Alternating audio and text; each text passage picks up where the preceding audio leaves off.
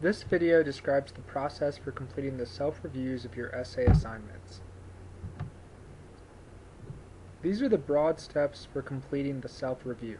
I will share a Google Doc with you.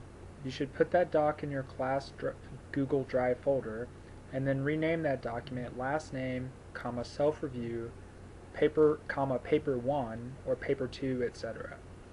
Then you just answer the questions in the document. How will you open the Google Doc? When I share it, you will receive an email to your cmo.edu email account. When you open that email, you will see a link that will take you to the document when you click it. The document will open in your Google Drive.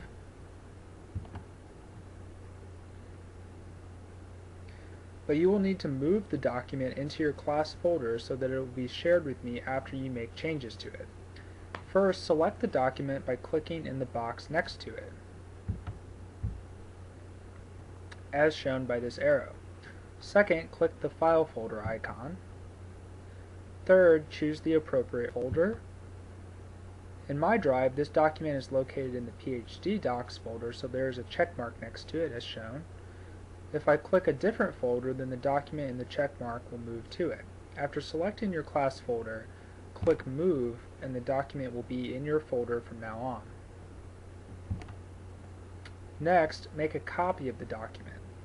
First, select it as shown. Second, click the word More at the top of the document.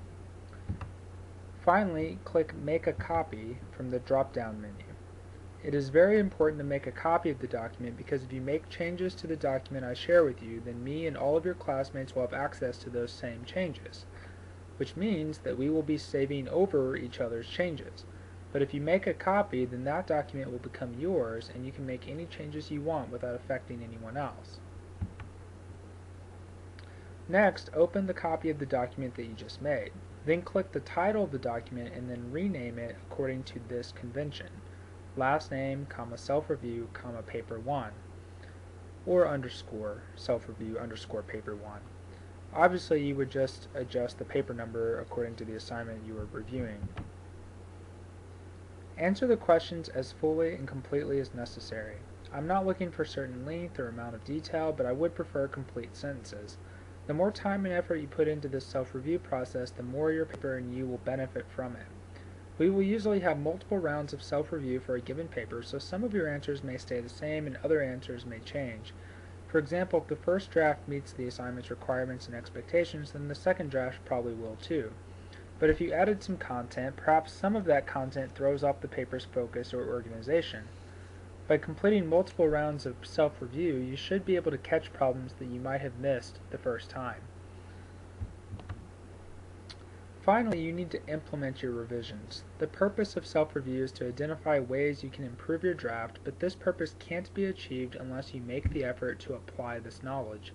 I suggest that you review all of your answers to the self-review, choose the answers that you believe will best help your draft, implement those revisions, and then read the paper one last time to make sure your changes were good ones. Your changes in one part of the paper didn't affect some other part in a negative way, and you didn't miss anything. Hopefully, this self-review process will not only help you write this particular paper, but also with becoming a better reader of your own work and thus a better reviser.